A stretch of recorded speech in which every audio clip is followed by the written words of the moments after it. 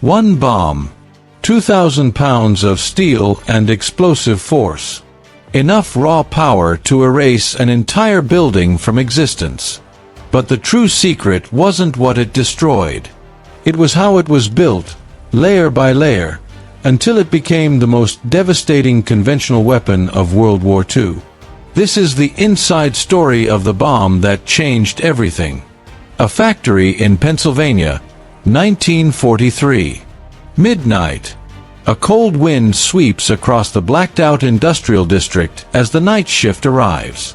Workers step through the doors one by one, stamping snow from their boots, filing into a warehouse where the air is kept at exactly 68 degrees Fahrenheit. Not 69. Not 67. That precise temperature could mean the difference between life and death. On the factory floor, lying on a wheeled cradle, sits a steel shell nearly 10 feet long. Empty. Hollow. Waiting. By sunrise, that hollow cylinder will become a weapon powerful enough to blast through a reinforced German U-boat pen buried beneath 20 feet of concrete. But right now, it's just cold steel. What happens in the next 12 hours is one of the most dangerous, precise, and secretive manufacturing processes ever attempted. Because building a 2,000-pound bomb isn't about pouring explosives into a case and hoping it works. It's chemistry, physics, patience, timing, and one wrong move means everyone in this building dies instantly. The foreman checks his clipboard with a grim familiarity. He has overseen the creation of 847 of these bombs.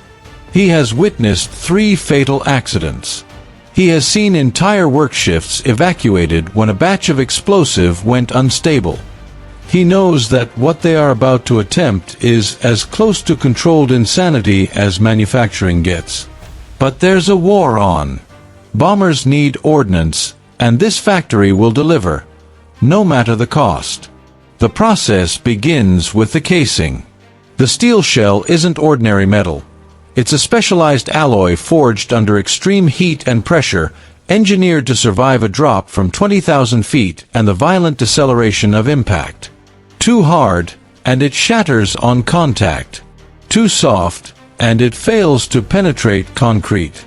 Achieving that perfect balance took years of testing and cost the lives of dozens of test pilots whose bombs detonated prematurely or failed altogether. The casing arrives pre-shaped, a long cylindrical body with a thick nose and a tapered tail, and even empty, it weighs 400 pounds. Every inch of it has been X-rayed for cracks, inspected for microscopic flaws, tested again and again. A hairline defect could cause the bomb to rupture mid-flight, killing an entire bomber crew before the enemy ever fired a shot. But the steel case is only the beginning. The real complexity lies in what goes inside. Workers wearing thick rubber gloves and face shields carry buckets toward the open tail end of the bomb. To a casual observer, the buckets might look like they're filled with wet sand. But inside is Amatol, a mixture of ammonium nitrate and TNT. This is the base charge, the foundation layer. It will provide more than half of the bomb's total explosive power. But Amatol is unstable. Moisture can break it down. Temperature swings can cause it to crystallize. Static electricity can detonate it instantly. That's why the factory's floor is grounded. Why workers wear shoes with non-conductive soles. Why metal tools are banned. Every tool in the room is wood or rubber. The first worker tilts his bucket, letting the heavy, paste-like mixture ooze into the bomb's interior. Another worker follows with a wooden paddle, spreading it evenly, pressing it into the inner walls to eliminate air pockets. Air pockets are deadly. Trapped air can cause the explosive to detonate asymmetrically, reducing its power or causing a misfire. For 2 hours, it continues, pouring, spreading, packing. The Amatol grows layer by layer until the entire interior is coated in 4 inches of explosive. But they're far from finished. Although Amatol is powerful, it's not enough to break the newest German fortifications. Allied engineers needed something stronger. Something that didn't just explode, something that detonated with brutal precision.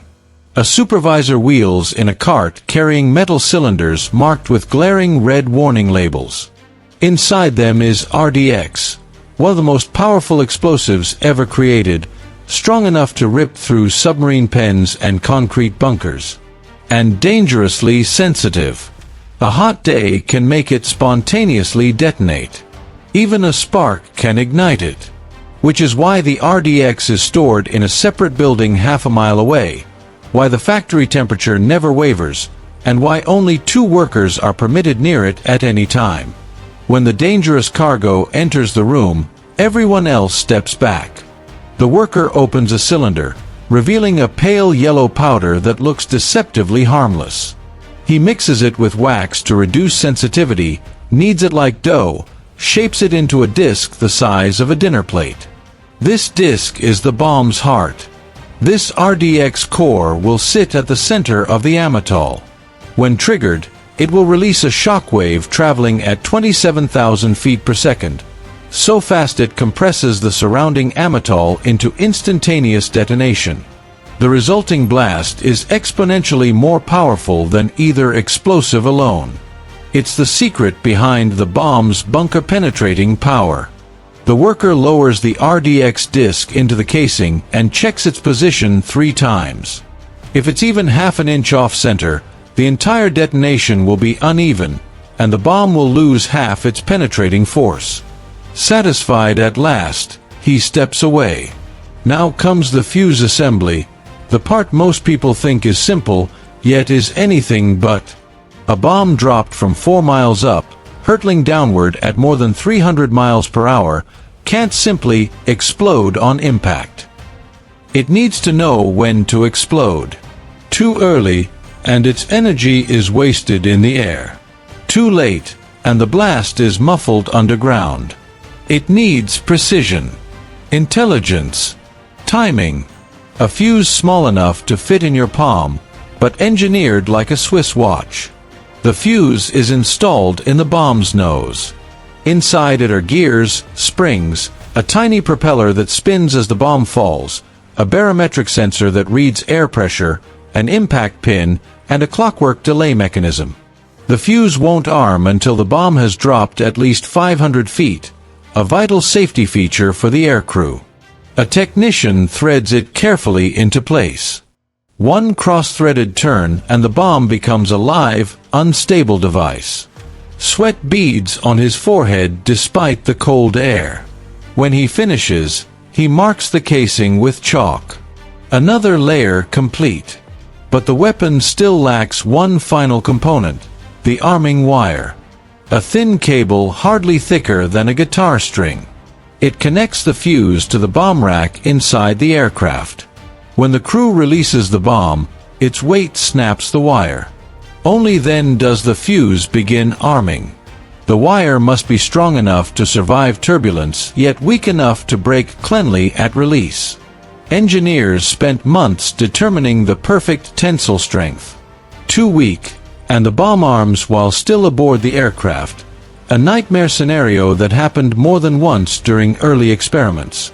Too strong, and the bomb releases without arming, becoming a useless dud. At last, they settled on a braided steel wire engineered to snap at exactly 200 pounds of force. The worker threads it through, tugs gently, and marks it finished. The bomb is finally assembled. Now they paint it. It seems absurd, painting a weapon meant to blow itself apart, but the paint does more than look neat. It identifies the explosive type. It protects the casing from rust. It even improves aerodynamics, smoothing the metal surface so the bomb falls straighter and more predictably. Unpainted bombs can drift 100 feet off target.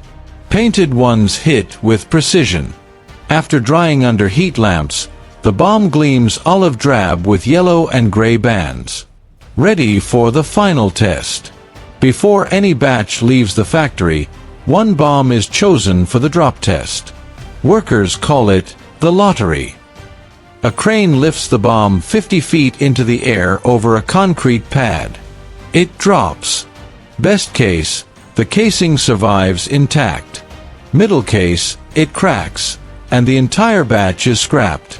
Worst case, the bomb detonates, killing the test crew but saving bomber crews who might have flown into battle with unstable ordnance.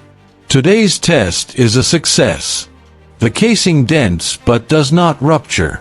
The batch is approved. By dawn, trucks carry 120 completed bombs from the single night's production to a nearby airfield. But why all this effort? The answer goes back to August 1942, when American bombers launched their first major daylight raid over Europe. Hundreds of bombs were dropped, and 40% were duds. They struck the ground and simply buried themselves, unexploded.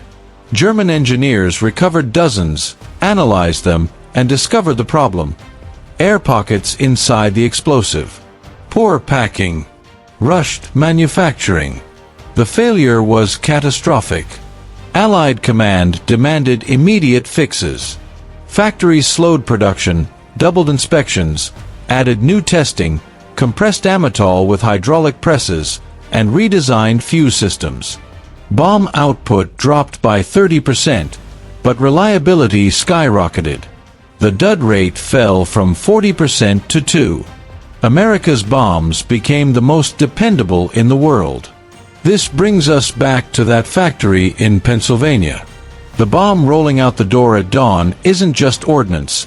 It's the culmination of hard lessons learned through failure and tragedy. Every layer perfect. Every component tested. Every step improved through bloodshed and innovation. Now the story shifts to combat. England, March 1944. On a cold airfield, ground crews load 4 of these bombs into the bomb bay of a B-17 flying fortress named Memphis Belle. The target, a ball-bearing factory deep in Germany. Destroy it, and German tank and aircraft production will grind to a halt. The crew chief threads the arming wire, tugging to make sure it holds. The bombardier checks the red-painted safety pins. The engines roar to life, and as the aircraft rolls, men running alongside pull the safety pins free. The plane lifts off and joins a formation of 300 bombers. 3 hours later, over enemy territory, black puffs of flak explode around them. Shrapnel rattles against the fuselage. A bomber in the formation takes a direct hit and spirals downward. The bombardier forces himself to focus through the icy wind leaking into the unpressurized nose compartment. The Norden bombsight, the most advanced targeting computer in the world, feeds him calculations. Altitude, speed, wind, angle. He steadies his breath. A tone sounds. Release point. He presses the trigger. 4 bombs drop. The arming wires snap. The nose propellers spin. Safeties unlock. Now alive, the bombs fall faster and faster. The first punches through the factory roof like a spear, then through floors of machinery before burying itself in the earth. A tenth of a second later, it detonates. The blast erupts upward, tearing the factory apart. The second and third bombs hit seconds later, compounding the destruction. By the time the fourth explosion finishes, the entire complex is nothing but fire and twisted steel. But despite the devastation, 60% of the bombs dropped by the formation that day are duds. Not the Memphis Belle's, her bombs worked flawlessly, but across the fleet, fuses fail, explosives crack, impacts misalign. Engineers analyze every mission, refine every design. By the end of 1944, American bombs undergo more than 30 design revisions. By early 1945, the dud rate drops to 1%. And that is why the 2,000-pound bomb becomes the standard. Not because it's the biggest. Not because it's the most powerful. But because it works. Because aircrews trust it. Because every layer, from the forged steel casing to the fused explosive core, represents a deadly balance of engineering and sacrifice. In the end, the bomb's real secret wasn't its destructive power. It was the invisible army of workers, engineers, scientists, and soldiers who perfected it piece by piece, layer by layer, until it became the most reliable explosive weapon of World War II, capable of altering the course of battles, missions, and history itself.